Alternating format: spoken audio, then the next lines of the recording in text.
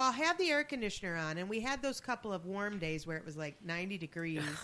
And so I kicked my air on, and every time I would go from the hot into the cold, and that cold air would hit my neck, it would just make me tense up. It would just give me a little chill and a little contraction, and I think that also contributes to the torticollis spasmodic. Yeah, because you are tensing up. Mm-hmm. You know what? Some people, I can't sleep unless I have some air circulating. Right. So I have a little fan. That's okay, but you don't want like I cold used to air. do the window though. Yeah, you don't want. But cold now air. that I'm older. Yeah, older is not the same word as aged. now that I'm aged, You're I'm like fine cheese. Wine. I said cheese. That's a good combination, though. Funny. Cheese and wine. Ooh, let's do that for lunch. Okay, then. Probably not. Doggone it. It's a Tuesday. We can do it for one night before the devolution show. We can do that. We could. Yeah. So really my topic was about torticollis, but I also wanted to talk about like things that happen this time of year. So what comes into my office? So I've got the torticollis, the can't turn the neck. Can thing. I guess? Oh, yeah, please. Sneezing and allergies. Sneezing and allergies is a biggie, and putting a rib out due to coughing and sneezing is a biggie. Lots of ribs out.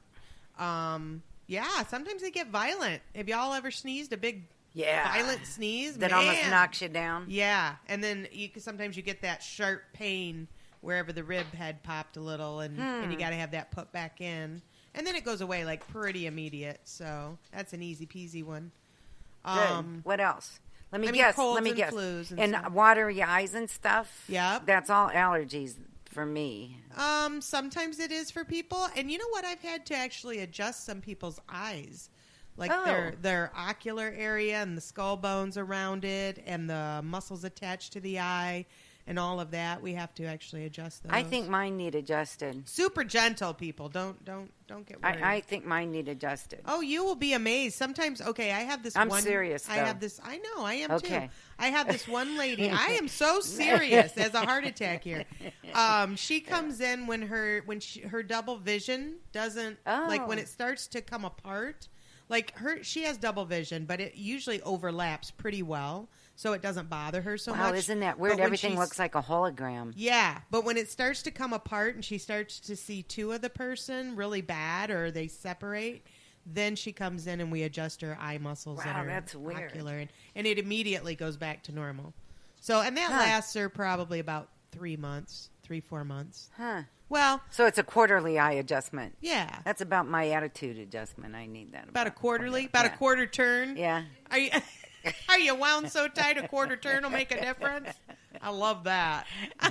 So let me think what else. What about skin disorders? Yeah, dermatologically. Yes. Ooh, I actually got that one out. That was nice. That was a Thank mouthful. you. Yes, that can happen. You know, we get eczema and we get dry skin and oh, that brings it up. Oh my gosh, I've suffered greatly.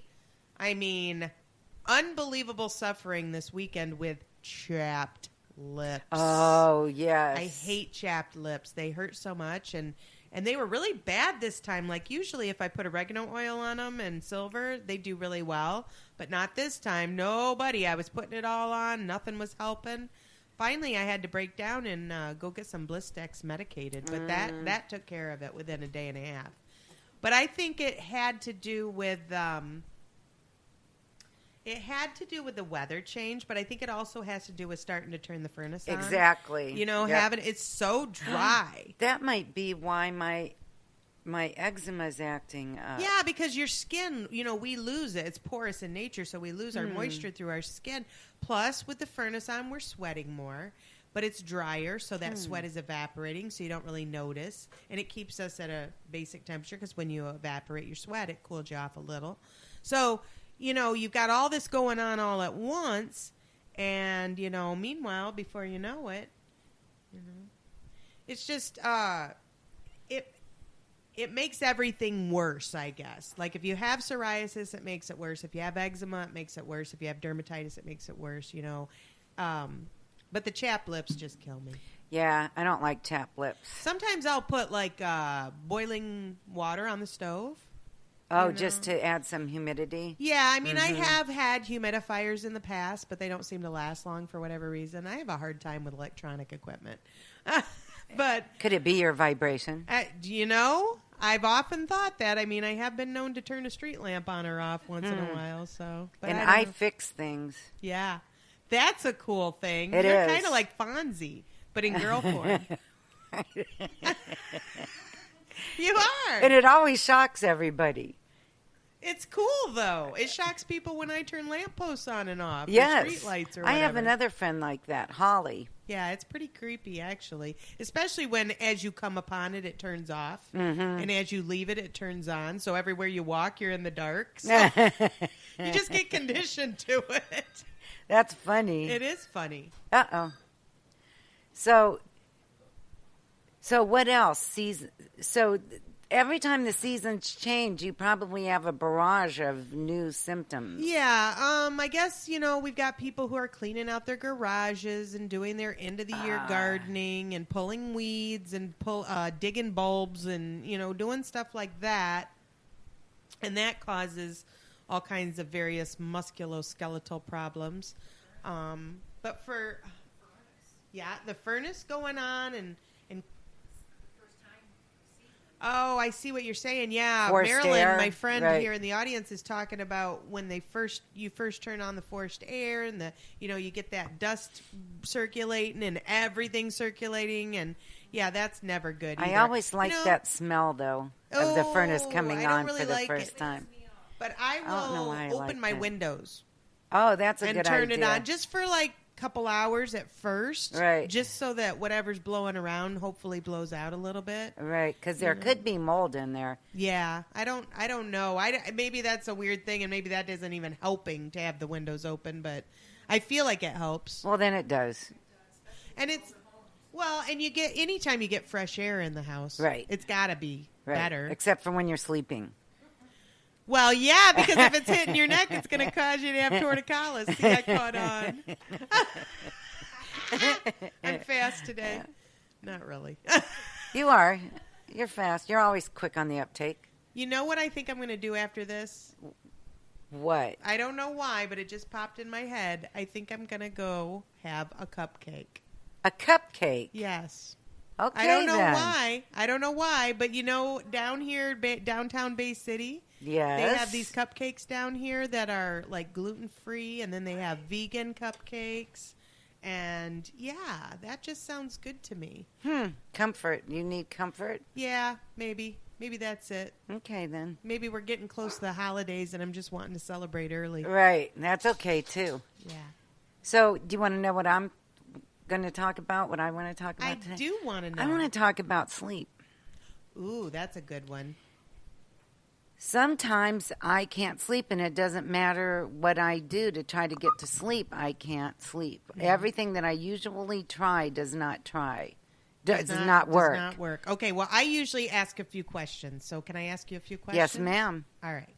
So if you were to come to me and tell me that you weren't able to sleep, I would say, first of all, how long has this been going on? Is this kind of a normal thing that happens in your life? Do you have that happen every so often? Yes, every so often. Okay. And is it during times of stress? Have you related it to that? Or? Yeah, I always relate it to that. But usually it's weird because sometimes I can overcome that. Mm-hmm. So I guess it's the degree of stress. Okay. And I would say, are you going to sleep and waking up, or are you having trouble even going to sleep? I'm having trouble even going to sleep. Okay.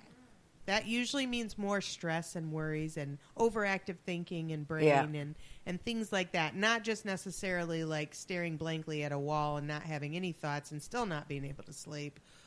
I also usually ask, is it pain related? Are you waking up middle of the night from pain, or is it hard to go to sleep because of pain, or is it more thinking? It's more thinking. It's so all in my racing head, thoughts. so to speak.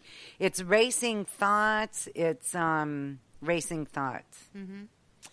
Well, I have a few remedies for that I use.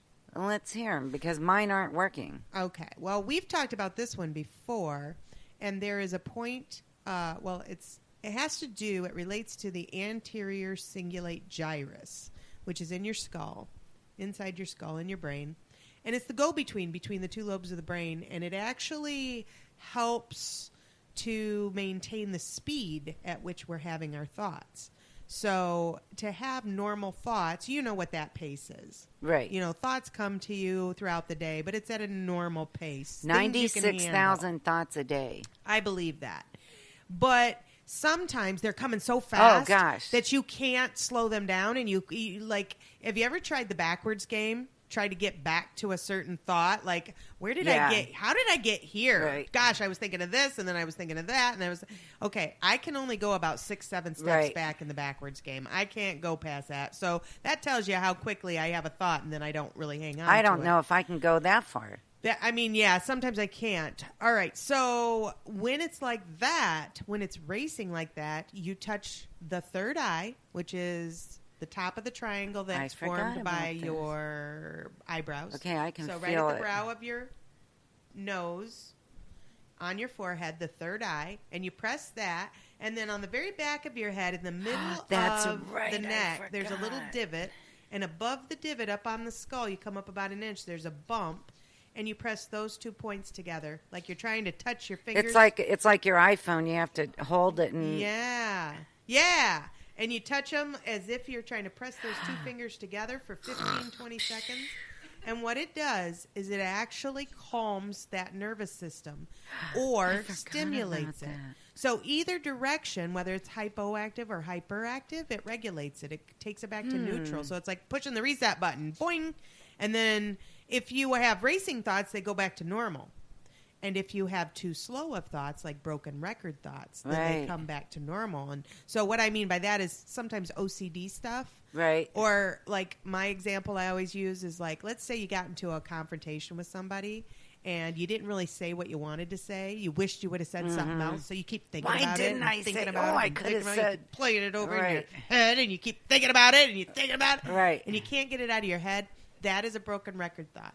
And that is when you're stuck on that thought. And so the same buttons, you push the same buttons, and it brings that back to neutral again, neutral point. The other thing is rubbing right here above your eye teeth. That's like caudate nucleus, which is a deep inner brain structure too, which has to do with animalistic qualities like